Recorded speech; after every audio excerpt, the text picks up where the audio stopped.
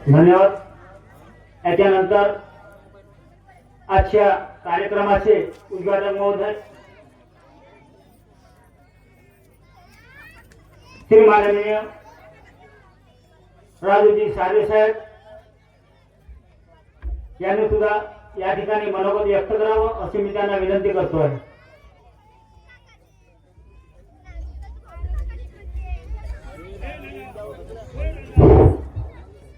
चला नमस्कार रे भगवती पा जागृत आहे।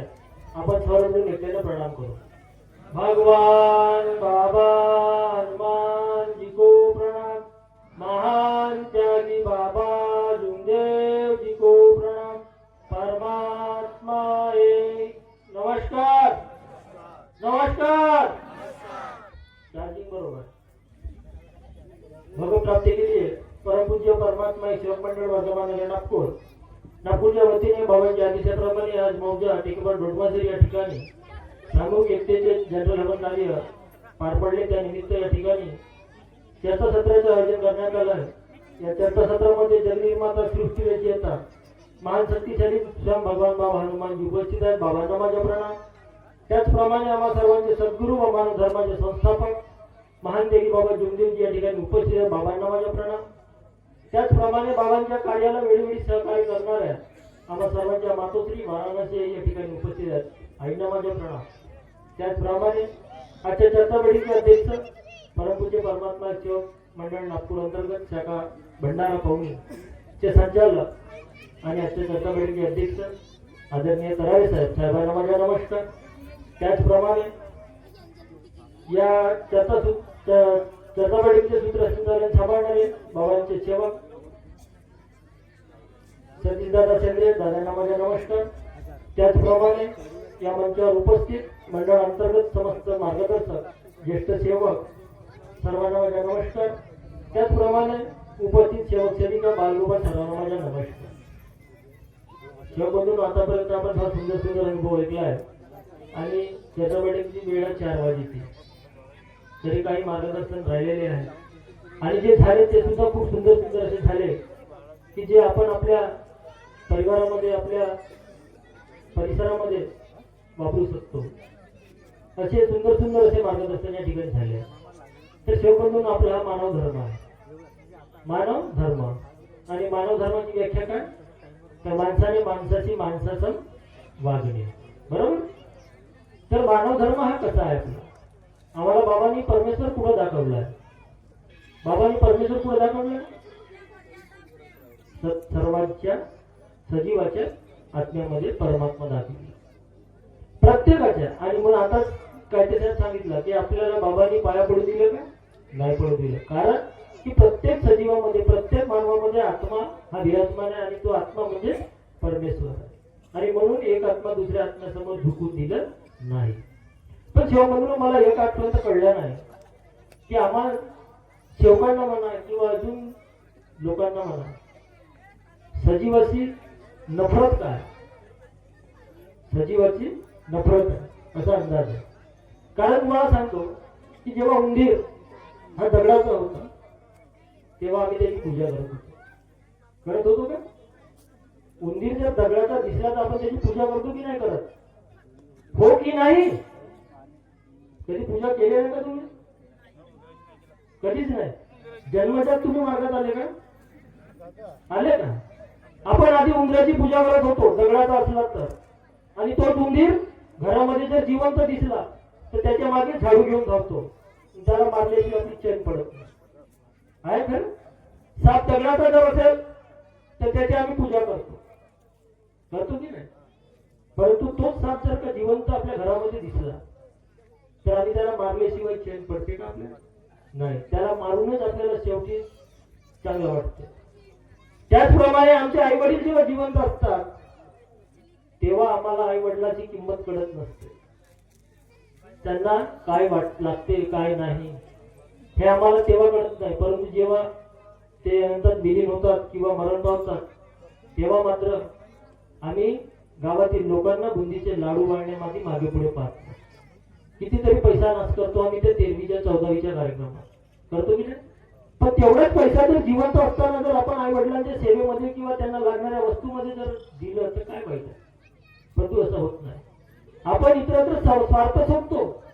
आम्ही स्वार्थी आहोत, खूपच स्वार्थी आहोत. आम्ही या मार्गात कशासाठी आलो, कोणासाठी आलो, या मार्गात आम्ही कशासाठी आलो सांगा बरं. कोणासाठी आलो, तर नकाटे साहेबांसाठी आलो आम्ही मार्गात आलो म्हणजे नकाटे साहेबांना कमिशन भेटून राहिलं ना, की जेवढे जास्त सेवक तेवढा कमिशन भेटेल. राबवत सर हे कमिशन नाही, निस्वार्थ सेवा आहे त्यांच्याकडून. आम्ही आमच्या दुःख होते, आमच्यावर कर्मभोग होते आणि त्या कर्मभोग बाजूला करून आम्हाला कर्मयोग साधवायचा होता, म्हणून आम्ही या मार्गामध्ये प्रवेश केला. परंतु आम्ही इतके स्वार्थी माणसं आहोत की आम्ही ज्या कारणासाठी या मार्गात प्रवेश केलो ते आमचे दुःख दूर झाले, परंतु आमच्या आशा अपेक्षा कमी होत नाही. आम्ही आधी पायदळ चालायचे, पायदळ होतो आम्ही तेव्हा आम्हाला सायकल पाहिजे नाही, सायकल भेटली. मग आता सायकल भेटली परंतु आता पायदळ मारायसाठी पाय दुखतात नाही, मग आता काय पाहिजे, मोटरसायकल पाहिजे. मग मोटरसायकल वर आता कंबरकडे लागते, जास्त सपोर्ट असला ना त्रासते माणूस. तर आता कशी पाहिजे, फोर व्हीलर पाहिजे. फोर व्हीलर पाहिजे, झटका नाही लागत आणि ऊन वाला पाऊस नाही लागत. आता फोर व्हीलर भेटली मग आता कोणी मोठी ब्रँड एम्बेसेडर म्हणते ते BMW पाहिजे, कारण ते सस्पेन्शन जास्त आहे म्हणजे तिथं. म्हणजे आमच्या अपेक्षा कधी कमी झाल्या का, थांबल्या का नाही. आम्ही खूप स्वार्थी आहोत, आम्ही खूप बैमान आहोत. आमच्या अपेक्षा इच्छा कधी पूर्ण होत नाही. परंतु हा मार्ग जगा वेगळा आहे. कायदे साहेबांनी आता सांगितलं होतं की या मार्गाने विज्ञानाला सुद्धा फेल केलेला आहे. विज्ञानाला फेल करणारा हा मार्ग आहे आणि खरंच आहे. हा मार्ग कर्माचा आहे. आपले कर्म शेवटी हा मानव धर्माची जी कार्यशाळा आहे तिथे आपण ऍडमिशन केलं म्हणजे झालं का. आम्ही आमच्या मुलाला पहिल्या वर्गात समजा ऍडमिशन केलं तर संपलं का विषय. मग कोणता राहिला, तो रोज शाळेत जाते का, तो रोज अभ्यास करते का, तेव्हा त्याला ज्ञान येईल. तो दुसऱ्या वर्गात गेल्यावर त्याला अभ्यास येईल की नाही. त्याचप्रमाणे या सुद्धा शाळेमध्ये नुसतं ऍडमिशन करून फायदा नाही. ऍडमिशन करून फायदा नाही. ते जिथे जिथे मानव धर्माची शाळा होते, वर्ग होतात, त्या वर्गामध्ये ते शाळेमध्ये जाणं हे प्रत्येकाची जबाबदारी आहे. आणि एकटं दुखतं जाऊन फायदा नाही. या मार्गाला सांभाळणारे कोण आहेत. आज आम्ही मार्गात आहोत, आमच्यावर दुःख होते म्हणून आम्ही या मार्गात प्रवेश केलो नाही का. पण आमच्या वयात मुलांना आयताच भेटला, आयता भेटला की नाही. मग आयत्या वस्तूची किंमत कळते का कोणाला नाही, कारण त्याला माहित नाही आहे की आपल्या वडिलांवर किंवा आपल्या आजोबावर कसल्या प्रकारचे दुःख होते आणि आम्ही या मार्गात प्रवेश कशासाठी केलो आणि हा मार्ग कसा आहे. त्याला कधी माहित होईल, जेव्हा तो या शाळेमध्ये येईल. प्रत्येक आई वडिलांची जिम्मेदारी आहे की चर्चाबडीमध्ये जात असताना आपल्या मुलांना सोबत घेऊन जायला पाहिजे, कारण चर्चाबडीशिवाय पर्याय नाही. हा मार्गच तसा आहे, हा कर्माचा मार्ग आहे. तुम्हाला एक छोटासा एक दृष्टांत सांगतो, ज्याचे कर्म तसे फळ. सुखी जीवनाचे सार जाणू या सत्वर आणि ज्याचे त्याचे कर्म वैसे परमेश्वर देतो फळ म्हणतो ना आपण. तर एक पतिपत्नी असतात, जोडपा असते. तो जोडपा सुखीच राहते, असा दुखी नाही आहे, परंतु त्याच्यामध्ये एक म्हातारी आई असते, पतिपत्नी आणि आई. तर सुखी परिवार असते, परंतु ती पत्नी आणि पती यांच्या गोष्टी सुरू असतात. एक दिवस शॉर्टकट घेईन कारण अजून अध्यक्ष बाकी आहेत आणि वेळ कमी आहे. तर पती पत्नी एक दिवस गोष्टी करत असतात. अहो म्हणे, आपली ही जी म्हातारी आहे म्हणे, आपण इतकं सुंदर घर बांधला म्हणे, ही म्हातारी जागोजागी थुकते म्हणे आणि बसल्या ठिकाणी कोणतेही काही करू टाकते तर आपलं घर खराब होते. तर आपण एक काम करू म्हणे की हिला म्हणे शेतावर आपण एक झोपडी बांधून देऊ म्हणे, एक झोपडी बांधून देऊ म्हणे. त्या झोपडीमध्ये आपण हिला ठेवून देऊ. सकाळी आणि सायंकाळी तुम्ही हिला म्हणे टिफिन पोचवून द्याल. तर नवराई ठीक आहे बा म्हणे, तुझी इच्छा. एक झोपडी तयार केली आणि त्या झोपडीमध्ये आज आईला ठेवलं. आता ड्युटी लागली कोणती की सकाळी टिफिन आणि सायंकाळी टिफिन. आता कालांतराने काही दिवसांना जो टिफिन येऊन देते त्याला त्रास येण्याच्या आधीच पत्नीला त्रास पुन्हा सुरू झाला. अहो म्हणे तुम्हाला खूप त्रास होते म्हणे, ड्युटी करून येता म्हणे आणि पुन्हा सकाळ सायंकाळ तुमच्या आईला तुम्ही टिफिन पोहोचवून देता म्हणे. त्यापेक्षा आपण एक काम करू म्हणे, एक दिवस म्हणे आपला जो तणशीचा ढीग आहे म्हणे त्या झोपडीच्या भोवताल आपण तणस टाकून देऊ म्हणे. तिला एक दिवस तुम्ही जेव्हा टिफिन घेऊन जा ती जेवण करेल आणि झोपेल. ती झोपल्यानंतर म्हणे आपण पूर्ण तणीस तिच्या झोपडी भोवताल लावून टाकू आणि डबीची काडी लावून देऊ आणि पटकन घरी वापस येऊन जाऊ. म्हणजे ना हाक ना बोंब ही मरून जाईल आणि आपण या त्रासातून कायमचे मुक्त होऊन जाऊ. आता पती अगं म्हणे बरोबर आहे, तू म्हणते तसंच करू. आता पती आणि पत्नी यांचा विचार झाला आणि एक दिवस रात्री टिफिन येऊन गेला. आता टिफिन जेवण केलं असेल म्हणून हे घरी विचार करू लागले, आता चला म्हणे आपण जाऊ आणि जो उर्वरित काम आहे तो आपण आपला काम करून टाकू, तरी लावून टाकून कधीची कडी लावून घरी येऊन घेऊ. गेले. आता म्हातारी त्यावेळी कुठे गेली होती, शेतावर आली. जनावर 2-4 बांधीच्या समोर. आता ती म्हातारी कुणाचे बैल आहेत कुणाचे जनावर आहेत म्हणून उठली आणि ते 2-4 बांध्याच्या समोर चालली गेली. यायला वाटलं की म्हातारीचा आवाज ये नाही काही नाही, हे झोपली आहे. यायनं आपला प्रोग्राम सुरू केला. सभोवताल तणस लावला आणि डबीची काडी लावला आणि पटना वापस गेले. आता म्हातारीला दुर्गच आग दिसली. म्हातारी म्हणे बापा म्हणे माझ्या झोपडीला कोण आग लावला म्हणे. आणि हे निघून गेले होते घरी आणि ती म्हातारी आली. त्यावेळी खूप रात्र होती. आता जाऊ दे म्हणे, पेटली तर पेटली झोपडी म्हणे माझी. आता म्हणे घरी जात नाही, रात्र म्हणे इथंच काढून टाकतो. बाजूला एक छोटासा झाड होता चढण्यासारखा, त्या झाडावरती म्हातारी चढली आणि आपला रात्र काढावा या विचाराने ती झाडावर बसली. ठीक आहे. तेवढ्यामध्ये काय झालं की ते चोर आले. 3 चोर चोरी करून आले. 3 चोर त्याच गावातली चोरी केला आणि नेमका ती म्हातारी ज्या झाडावर होती त्याच झाडाच्या खाली ते चोर 3 हिस्से करायला बसले. आता चोरीमध्ये 3 सहभागी होते तर हिस्से किती होतील 3. तर ते 3ही चोर त्या झाडाखाली बसले होते. आता म्हणे हिस्से किती करून आपण चोर बोलतायत, आपण हिस्से किती करू म्हणे 3 जण 3 नाही म्हणते म्हातारी 4 करा म्हणते, मी याव 4थी म्हणे. या चोरायला वाटला की अरे बापा इतक्या रात्री 4 म्हणणारा कोण आहे, म्हणजे इथं काय ना काय भूत आहे. त्या चोरांनी पूर्ण सोना नाना पैसा आपला त्या झाडाखाली सोडून गेला आणि त्यानं पोबारा घेतला. चोर पडून गेले. म्हातारी उतरली, पूर्ण सोना पैसा जमा केला आणि गाठोडा बांधून पहाट होईपर्यंत सकाळ होईपर्यंत त्या झाडाजवळच बसली. आणि बिलकुल पहाटे ती गेली स्वतःच्या घरी. दरवाजाला आवाज देता टक टक टक टक. आता सुनबाई आली. सुनबाई आली दरवाजा उघडायसाठी आणि हिने बघितली थोड्याशा फटीतून. अहो म्हणे ही कशी का आली, ही तर पेटली आणि पेटवलो रात्री आणि ही कशी आली, भूत तर नव्हे. ती दार न उघडता पतीकडे गेली. अहो म्हणे तुमची आई भूत बनून आली आहे म्हणे, तो आवाज देणारी तुमची आई आहे म्हणे. आता भूत म्हणून तो आला. कशी कशी म्हणते म्हणे तू, आपण रात्री पेटवलो ना, ती कशी येईल म्हणे. चला म्हणे आपण दोघेही जाऊ. दोघे गेले. दार उघडलं. बघते तर त्याची आई. आई म्हणे तू कशी, विचारात पडले कारण त्यांना माहित नव्हतं ना की ती बाहेर गेली आहे. परंतु त्या म्हातारीने सांगितलं की आई म्हणे तू कुठून आली म्हणे मुलगा. तर म्हातारी म्हणे अरे दादा म्हणे मी म्हणे स्वर्गातून वापस आली आहे म्हणे. मी स्वर्गामध्ये गेली होती म्हणे आणि स्वर्गामध्ये म्हणे मला तुझे वडील मिळाले होते म्हणे.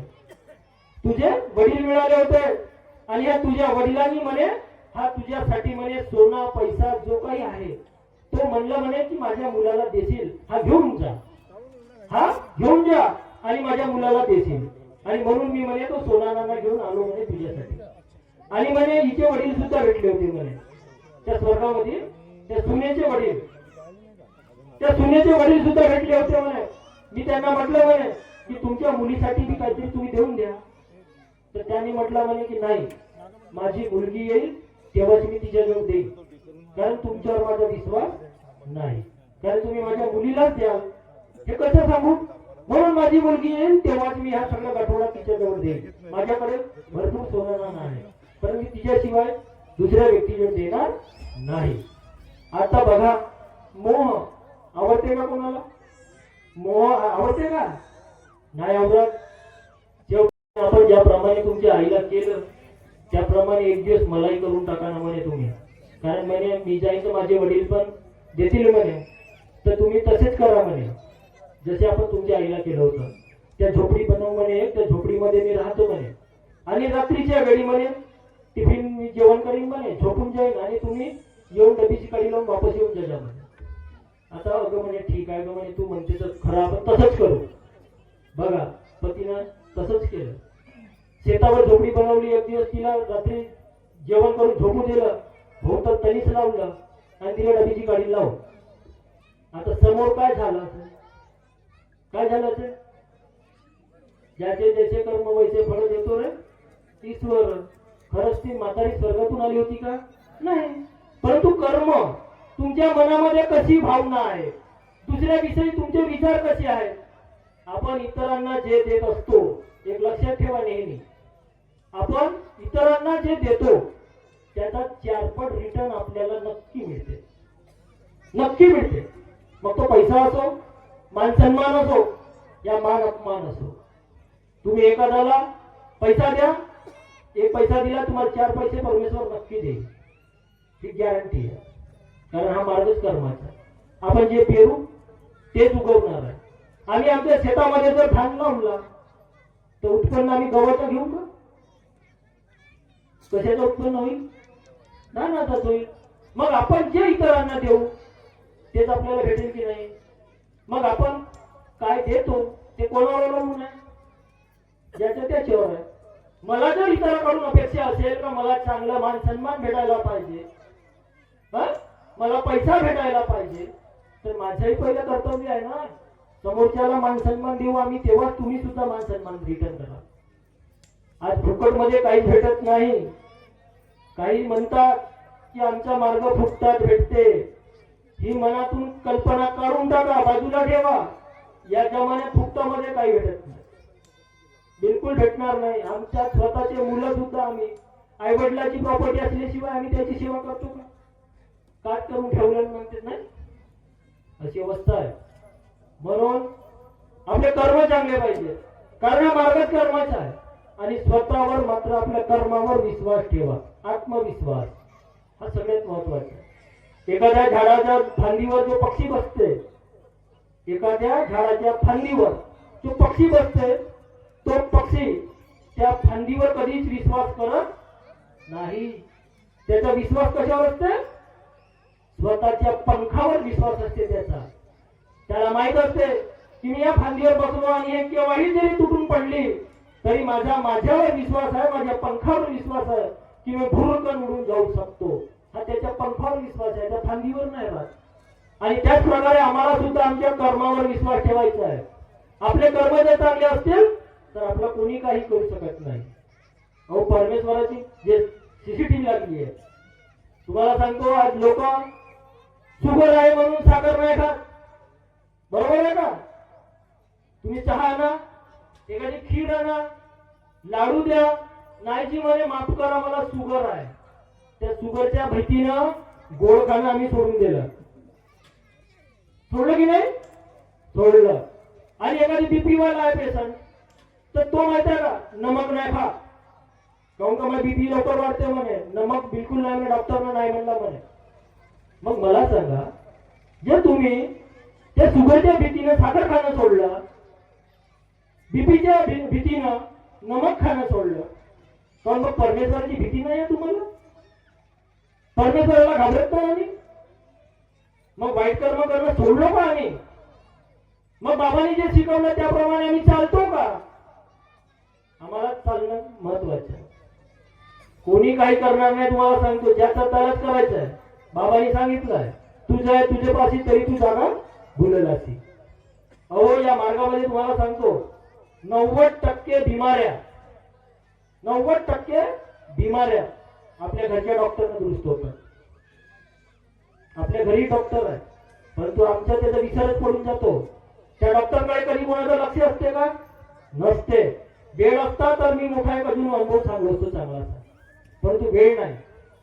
नंतर जर एखादा चान्स मिळाला तर येऊ आणि नंतर अजून सांगू, कारण की हा मार्ग खूप चांगला आहे.